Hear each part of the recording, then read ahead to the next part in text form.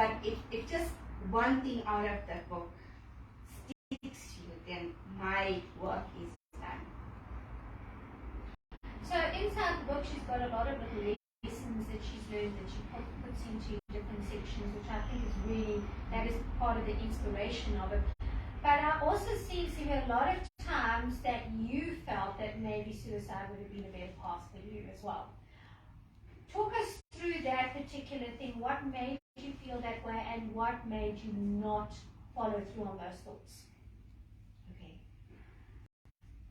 I was suicidal straight after the murder-suicide. I missed my family a lot.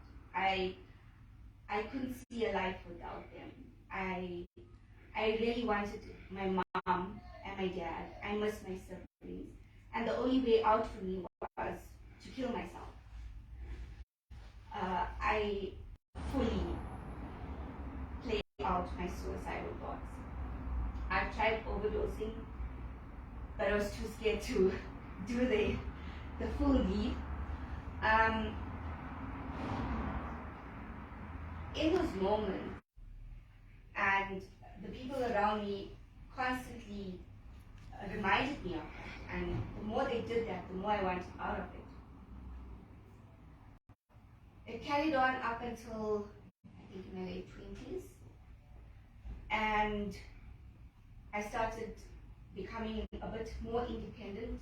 I got myself my own flat, and I think that part in my life was one of the hardest things that I've done, because I had to live with myself. And I do mention it in the book. That was one of the hardest things. When you're with yourself and you need to live with yourself. It sounds crazy, but it's a huge, rude awakening. And that's when I decided that, you know what? I need to be here. I need to live. I have purpose, and I cannot put my grandparents through the pain and hurt again. So I decided to live. I wouldn't say the suicidal thoughts left, but it just got better each day, to a point where suicide was the last thing on my mind.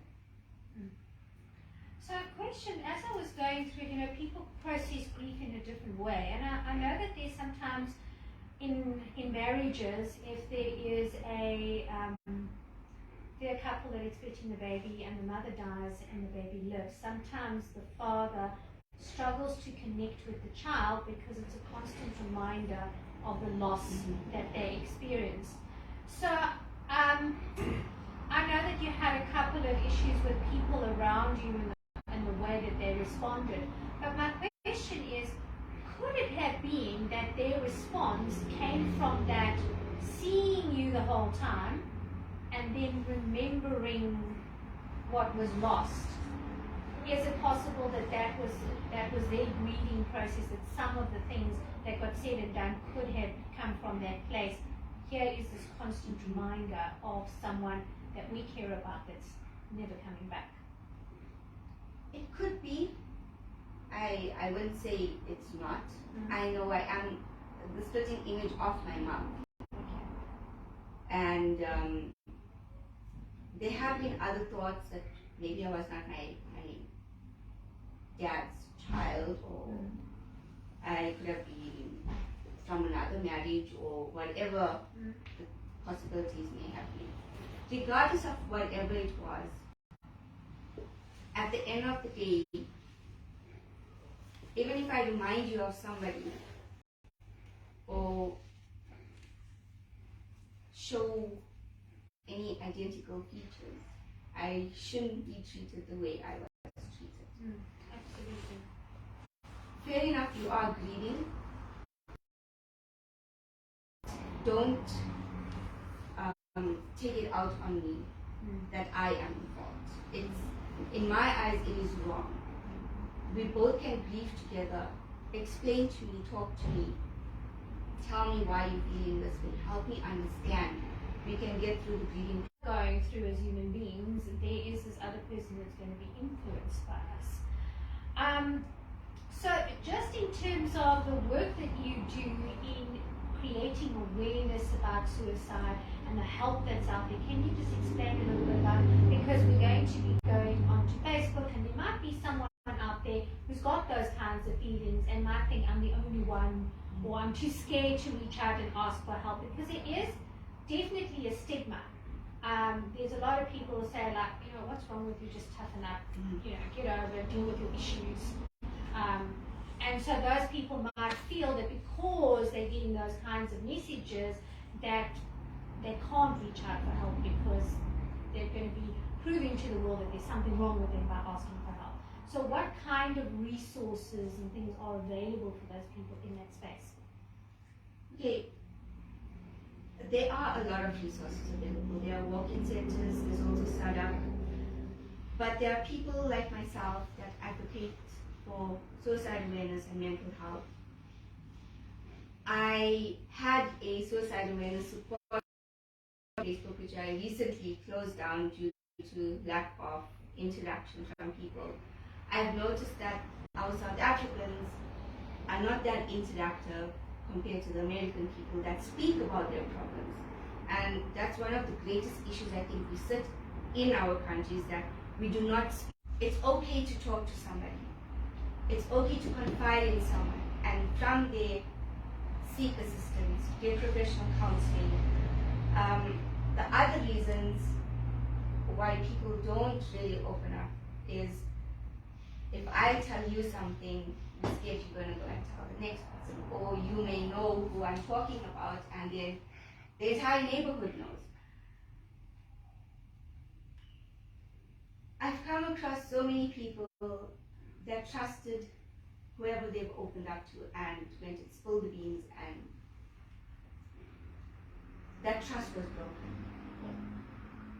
Should someone come up to you and tell you, I am suffering from a mental health illness, or I am contemplating suicide, please take them seriously. It's not a joke.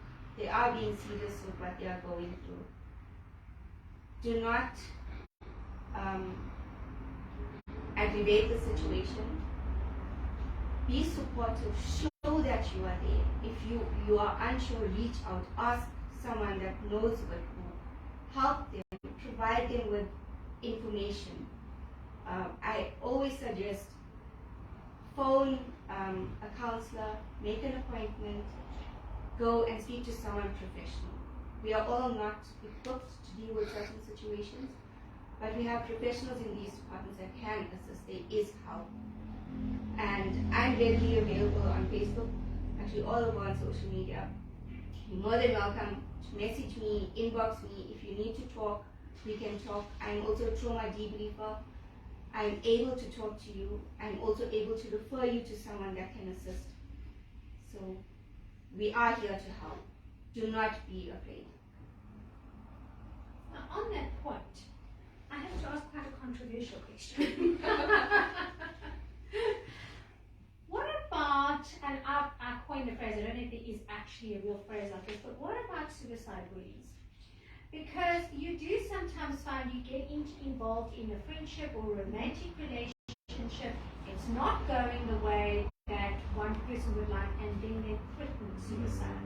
And you don't, and I mean, I've actually been in that situation where I've had someone that's come to me on 4 different occasions and said that the end of the relationship is going to be the reason that they kill themselves, which traumatizes the other person. Now, then you're in a situation, when is it serious that you need to pay attention to, and when are you in a situation with a suicide bully where they are trying to manipulate you by doing those kinds of things? Okay, that's a hard one. But I guess I've noticed it when I had my suicide awareness support group as well. There were people that would just claim the name, I'm going to commit suicide. We've had situations where the person sent us pictures, they sent us notes, and they were going to end their lives. And it created panic between myself and people in Durban and my network, basically. And only to find out the next day this person is checking in somewhere. So you do get that. And I understand that when do we draw the line on what's serious and what's foul play. We do get it. I I don't know if I can say I'm able to identify it because I know, yes, there are triggers, there are people that cry wolf and are not serious or fool around, but I guess when you find a pattern, you will see it. I mean, if you're in a relationship and it's always, okay, I'm going to kill myself, babe, I'm going to kill myself, you should already raise a red flag. Okay, this person now is trying to keep me there, and you know, they're talking about suicide, but they're not serious about it.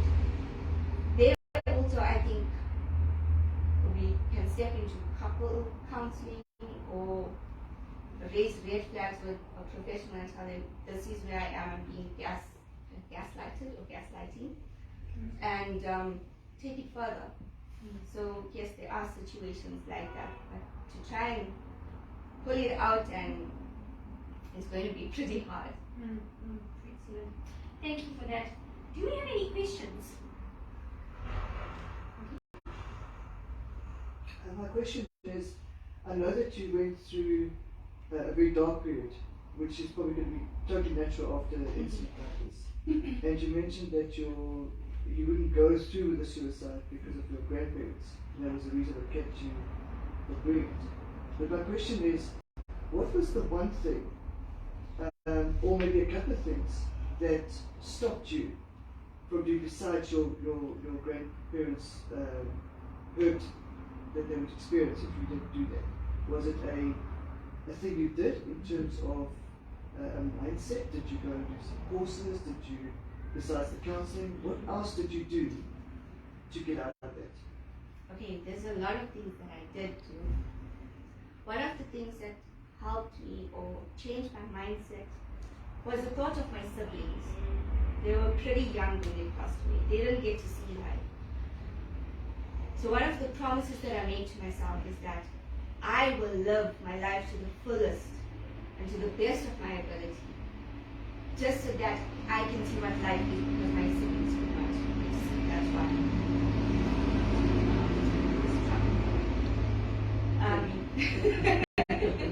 Noisy truck. The second thing, spirituality. Prayers did help me through. Yes, there were some days I was angry with God. I wouldn't lie.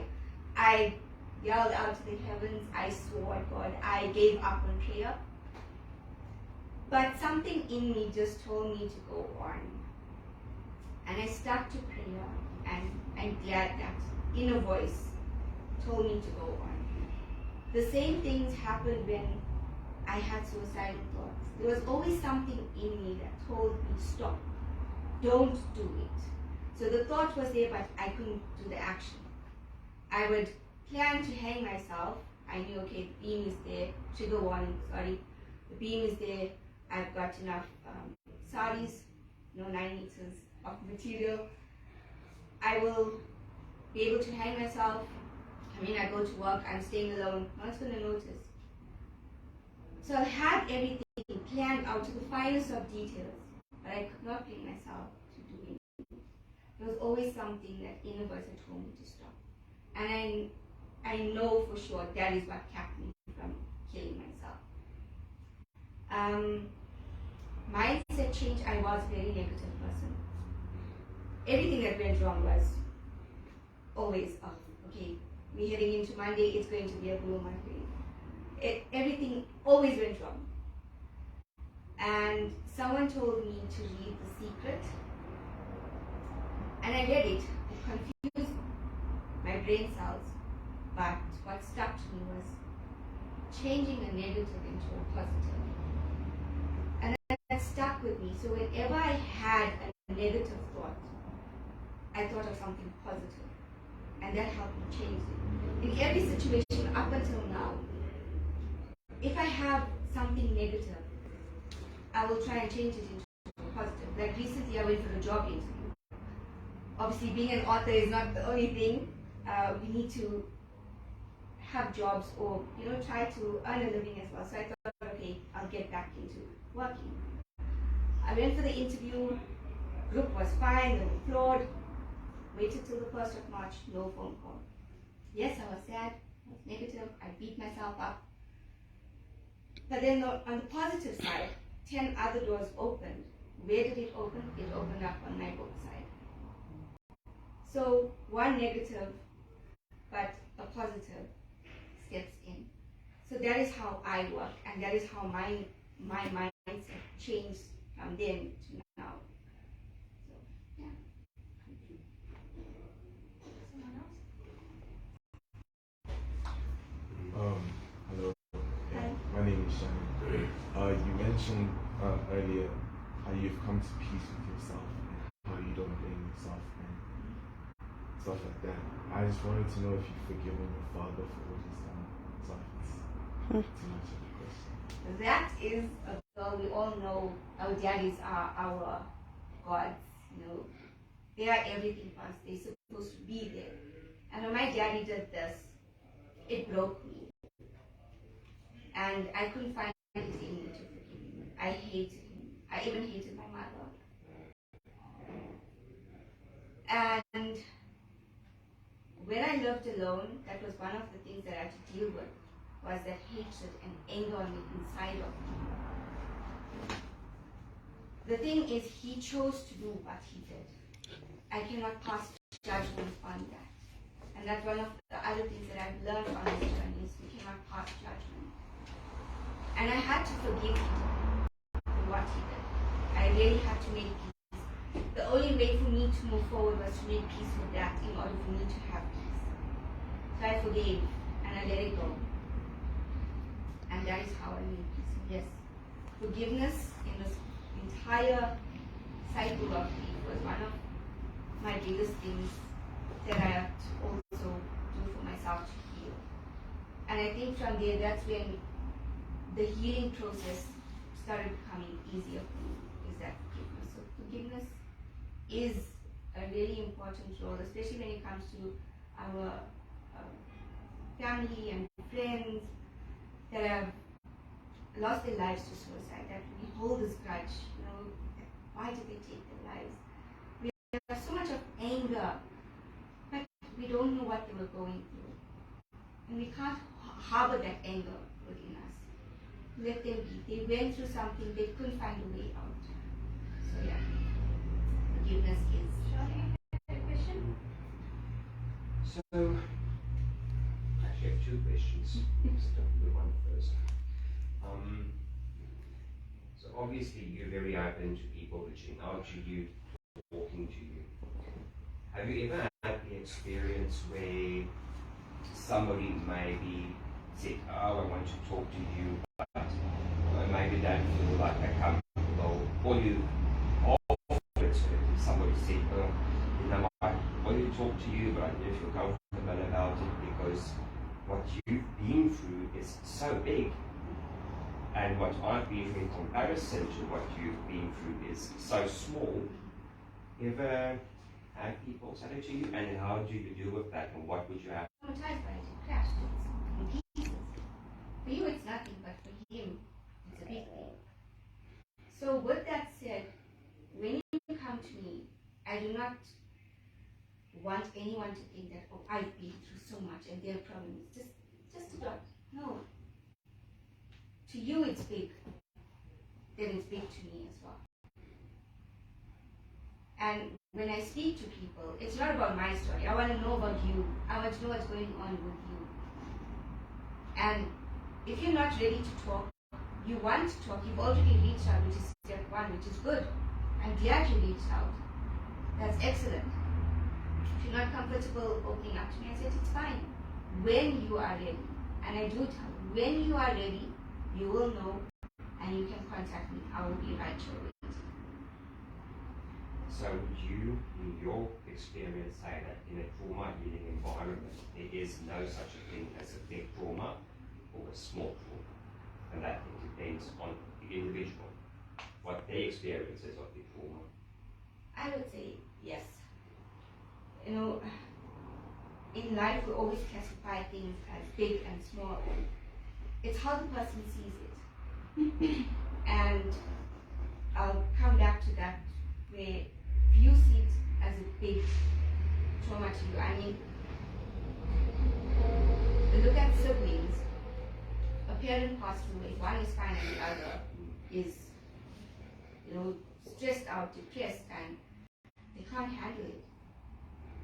But later on, the sibling that's handling everything is probably the one that has to stay strong for the next, and behind closed doors is breaking down. So for me, trauma is big for everyone, and it will remain that. I'm not sure in theory and the psychological theories if there is a big and small trauma, and it should be placed differently. But in my eyes, everyone's trauma is a big trauma. Dis like 'n radio dopamine. Facebook gives you a dopamine hit and so does. Today when we were at the book fair, I was busy speaking to another author, and we were talking about the times that our parents let us down with a promise. And some of those promises are very small things. I mean, I remember my dad promising me that he was going to buy me a long skirt, and he never did it. And I've had lots of broken promises over the years, but I remember that one. And the author that we were talking to, he said that his father bought him a birthday cake. It had been sitting in the fridge. He even remembers the color of the cake. And he says, and he went to him, he actually never ate that cake, and it was for his birthday. So, and I said, it's amazing that you remember. He said it was a blue birthday cake. So young people they process things in a completely different way, which is an age appropriate way. So for us, like we didn't get a slice of cake or whatever. But all these years now, he still remembers that incident where his father promised him, and the promise didn't come true, because those little promises are breaks of trust. And when we go out, when we're trying new business or that kind of thing, that we can say, I don't trust anyone now because my trust was broken when I was younger. So, yeah, it's all incredibly relative. Yeah, I just want to find out the situation you went through. How has that prepared you for the future? And how has that prepared you to handle your future partner?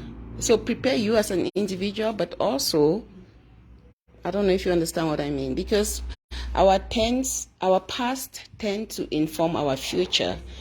So you would look at your partner thinking, okay, I'm not going to say what I want to say because I don't want to put words in your mouth, and your view towards your partner. Okay, for me, going forward, I would say the trauma has left me, yes, with a lot of scars and anxiety. But from that, it's made me plan, but also it's a good thing. Because if there's a dead end here, I'm able to come out and say, okay, let's do it this way. And if I hit a dead end there, I can find another route, or we can try this again. I've also learned that failure is a stepping stone in life. I failed grade 11, and I didn't want to go back to school. But I went back to school just to shut everyone's mouth and show them I can do it. And I did it perfectly. I passed with flying colors. So that taught me that if this fails today, I can come back tomorrow and try again. And I'll do it better. So my trauma and the tragedy definitely shaped that future of mine. It's sad to put it in that way because it's such a horrible thing that happened. But it definitely played a role in my stepping stones. I told myself, okay, there is no, in my mind, a good wife and a bad wife and a bad husband and a good husband. But I'll try the best that I can do for my husband now that I'm married. I promised myself that I wouldn't be like my mom and dad. Things that I saw in their marriage that are changing my marriage to make it better. And communication, that's so important. So there's a lot of lessons that I learned in my past. I would say those are the negatives, and I changed it into a positive to live the fulfilled life that. So I want to ask one last question because it's about time for us to go. I'd like to ask a question about loneliness when it comes to when you have a family member that is going through depression. So, case in point, we've had family member in our family that attempted suicide 5 times, and that can people start looking at that person as the only person going through pain. But then their support structure around them, they sometimes feel lonely because they're like, okay, so all of the focus is on this person's pain, but we're also in pain. What kind of support are available in the whole situation? I agree with you on that. I would say the family of the victim does go through a lot.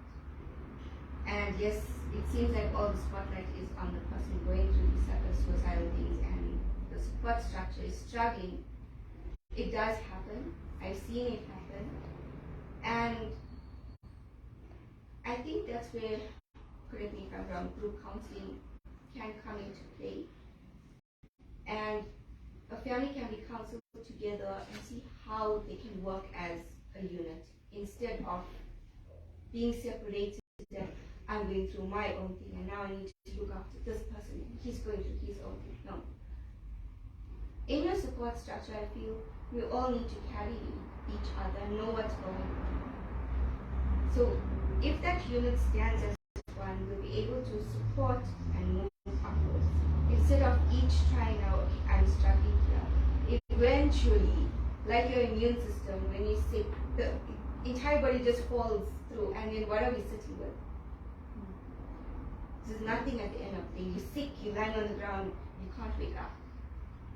But if you support each other and know what's going on with each other, okay, I think let's share the load or talk about it.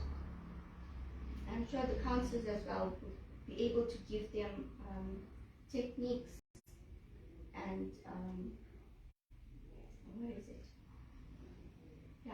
techniques to assist them on how they can develop a better relationship or support structure in their household. Excellent. Thank you. So anyone else has got a burning question they want to bring up? Shannon, another one? Yes. So earlier you mentioned how you are living for the sake of your siblings and experiencing experiences that they will never get to experience. Do you sometimes envision a life with them? Like you sit down and go, oh, if I had my siblings and if they were still here, we would have been doing X, Y, Z. My brother would have been like this, my sister would have been like this. Do you ever have those moments where you long to know what it would have been like with them, with you? Yes, I have them every day. I wouldn't lie to you. You know, some people say that when you lose somebody, time heals everything and you just move on. It's not true.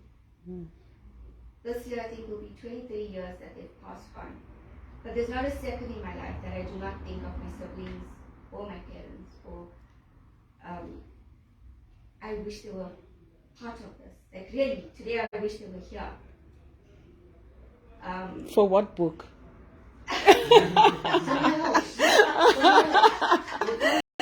For what book?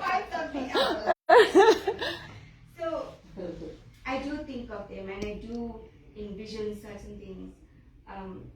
I mean, I had a dream when I was 12 years old that I would be able to look after my parents when they are older. Because I'm sure they would have been in their 60s by now. I envisioned my siblings getting married, and I didn't get to see any of that. And when I sit at weddings or when I dream about them, you know, it's actually sad. Oh, like now we're on our family vacation. Like I wish that they were there to celebrate and enjoy everything with me. I really wish that they would. I know they are here in spirit form, but in that physical form, there's not a second that goes by that I do not wish that. Do you think that people who know your story treat you out of sympathy, empathy, whatever you call it, or they genuinely treat you for for who you are? That's my first question. And the second one, how have you handled the fact that people were nasty to you when this happened, the blame game? And the reason I asked that, when Kim and I discussed your book, I said to Kim, I think for me, the part of people being nasty to you is a non-issue, because people are nasty to everyone anyway. It doesn't matter if you have a tiny finger, they will make a mockery of it. You have a big head, they'll make, they insulted me that my ears were like I fly with. And nobody manufactured my ears, you know. Yes, Richard, you have every right to look back and check these ears. And I grew up with that like everywhere, and only to find out that this was started by my mom. Like long, you know, it was started by my mom. So, but again, how do you deal with those two? Like, the thing of, like I said, people being nasty to you is a no to me. It's not an issue to me because it happens anyway. But again, you're gonna have children if you haven't had already. How are you gonna control yourself by not telling this child your head is big, your eye is small? Either out of anger or joy, because you might find yourself lashing out what you went through on your kids subconsciously, depending on which conscience of yours you live with more. Yeah.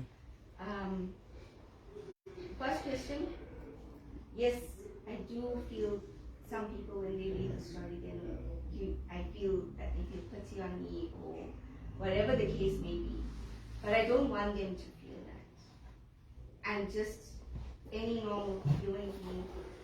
I went through stuff, and I'm here to tell my story, and I'm just a normal person. I'm not someone, I know people have called me celebrity and this and that. I'm not that. I'm just me. I will always be me. I don't want any other title. I want people to see me for me. And yes, I went through stuff, but don't feel sorry for me. I'm stronger than where I was a few years ago. And second question, I will add that to toxic relationships.